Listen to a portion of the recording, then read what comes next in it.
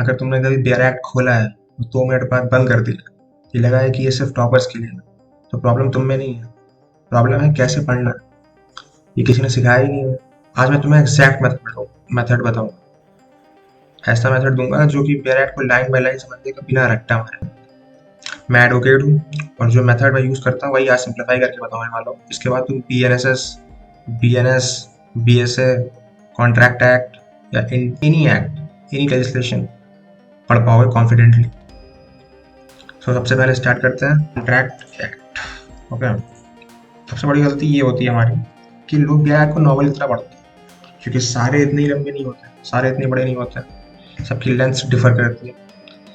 तो sub section 1, section 2, section 3 novel की तरह पढ़ना स्टार्ट मत करना कभी। बेयर एक्ट पढ़ने का रूल है तुम्हें समझना है, पढ़ना नहीं, क्योंकि दीज आर द बेसिक्स, तुम्हें समझना है। हर सेक्शन एक प्रॉब्लम है और प्रॉब्लम प्लस सोल्यूशन ही एक सेक्शन, उसी में प्रॉब्लम होगी उसी में सोल्यूशन होगा। व्हाट इज कम्युनिकेशन, ये प्रॉब्लम है, इसके अंदर ही इसका सोल्यूशन है। What is acceptance and what is revocation, सारे क्वेश्चंस दिए और इसके अंदर ही इसका सोल्यूशन दिया होता है। अगर तुम प्रॉब्लम आइडेंटिफाई नहीं कर पा रहे हो तो कुछ नहीं सीख रहे। इसके लिए 4 स्टेप मेथड है। सेक्शन का ट्रिगर देखो, let's take an example, chapter 2 section 10। सबसे पहले हमें इसके अंदर सीधा डल नहीं आना, सबसे पहले हमें स्टार्ट करना है जूम आउट करके, 1 बाय 1 सारे चैप्टर्स पढ़ने, चैप्टर्स की हेडिंग्स पढ़नी, दैट्स इट। चैप्टर्स की बस हेडिंग पढ़नी, of contingent contract, of the performance of contract, of certain relationship, ये स्टेप 1 है। This will give you a brief idea about what this is. देन हमें ये पढ़ना है एक्सटेंट एंड कमेंसमेंट, ये preliminary, it is very important, it is very useful also and gives little detail, but you will understand it why it is important. After reading this, let's move on to section 10, chapter 2 of contracts, voidable contracts and void agreements. section 10 क्या कह रहा है, section का trigger होगा कि what agreements are contracts, ये question उसके अंदर ही इसका आंसर है कि what agreements are contracts, all agreements are contracts if they are made to है कि इसके इंग्रेडिएंट्स को तोड़ दो एक बार में। you must not take whole section, you have to take slowly. What agreements are contracts, all agreements are contracts if they are made by free consent of parties.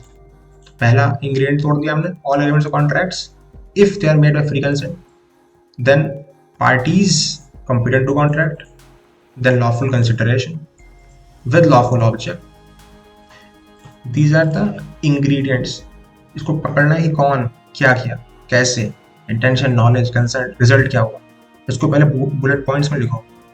जब तक तोड़ोगे नहीं तब तक छोड़ोगे नहीं, समझ नहीं आएगा तब तक। और एक बार ये मेथड आ गया उसके बाद तुम इसे कहीं भी अप्लाई करोगे रिजल्ट सेम होगा, क्योंकि person who drafted this had the intent to make it as scrupulous and as clear it must get to avoid ambiguities. उसके बाद इसी हर एक सेक्शन को बारीकी से पढ़ो, एक्सेप्शन और प्रोविजन ढूंढो उसका।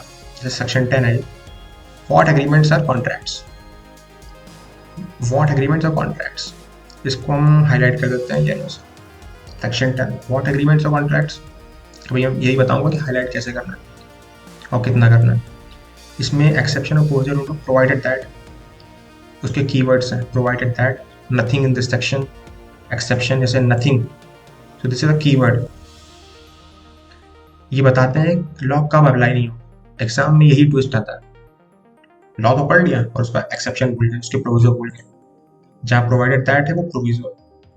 इसका एक बार इसे हम पढ़ के इसे स्मॉल बुलेट पॉइंट्स में तोड़ के और इसके एक्सेप्शन प्रोविजो को हम आइडेंटिफाई करने के बाद इसका रियल लाइफ एग्जाम्पल बनाओ। फॉर एग्जाम्पल तुम खुद से पूछो रियल लाइफ में ये कब काम आएगा कि ऑल एग्रीमेंट्स और contracts. Let's take the example.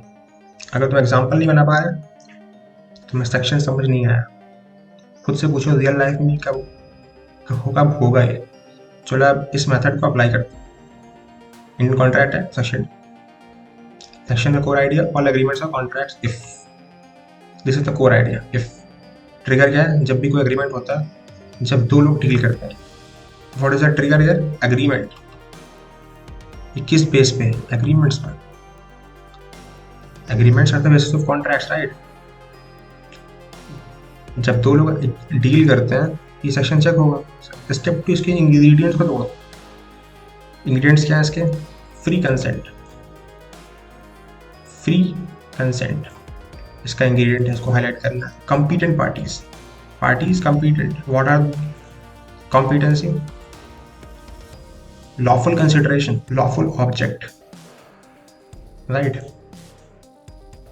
इनमें से एक भी मिसिंग तो कॉन्ट्रैक्ट हो गया invalid. Free consent, parties, lawful consideration, ये 3 है, पर ऑब्जेक्ट अनलॉफुल था, कॉन्ट्रैक्ट इनवैलिड हो गया। स्टेप 3 का था इसकी एक्सेप्शन और क्लैरिटी। इलीगल काम, जैसे लॉफुल ऑब्जेक्ट अगर अनलॉफुल ऑब्जेक्ट हो गया, जैसे काम इलीगल हो गया, तो वो इनवैलिड हो गया। माइनर के साथ एग्रीमेंट किया, राइट?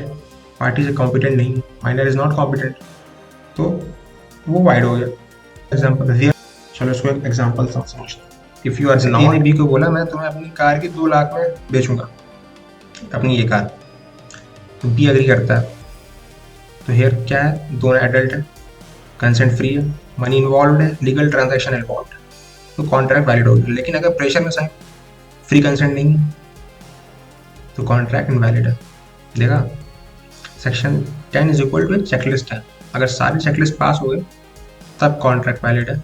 एक भी चेकलिस्ट रह गई, एक भी टिक बाकी रह गई इन चारों में से एक भी, तो कॉन्ट्रैक्ट खत्म, fail. How much to read? रोज कितना पढ़ना? 5-10 section per day max, at max, is for developing any habit. If you will read Atomic Habits also, the book, you will understand कि any habit must develop small, slowly, it will compound over time. तो 5-10 section per day max, लेकिन deep understanding के साथ। You have to understand it deeply, and for that you have to develop English, strong English understanding. Not only legal English, you have to have a strong competency, a deep understanding of English language. 1 घंटे का focus बड़ा है 5 घंटे की random reading से। अगर 1 घंटा भी तुमने फोकस के साथ पढ़ लिया कोई भी चीज़, तो 5 घंटे की रैंडम रीडिंग छोड़ दो। अगर एक दिन में तुम 10 सेक्शन पढ़ रहे हो और इस मेथड से, तो 1 घंटा के अंदर हो जाएगा वो। अब आते हैं कोर्स की गोल्डन टिप्स पर, जो कि ओवर टाइम मालूम होती है, जो आपके साथ मैं शेयर करूँ। नंबर 1 जो ये highlighting. Never highlight the whole thing. Only highlight the checklist or keywords or the triggers. तो यहाँ पे ये क्वेश्चन था, what agreements are contracts? ये ट्रिगर है agreements, इसका ट्रिगर है agreements। हर एक सेक्शन और इसकी चेकलिस्ट है, उसमें ये जो nothing here contained shall affect any force in India, ये भी बहुत इंपॉर्टेंट है। सब कुछ हाईलाइट कभी मत करना, सिर्फ कीवर्ड्स, सिर्फ keywords. Weekly revision is compulsory. Law is the easiest to forget because it is on black and white. Too boring. But this is what governs people. Same section 3 बार पढ़ोगे तब क्लैरिटी आएगी। अगर तुम ये मेथड फॉलो करते हो, BRAC तुम्हारा strongest subject बन सकता है। अगर कोई भी दिक्कत है, कमेंट करो।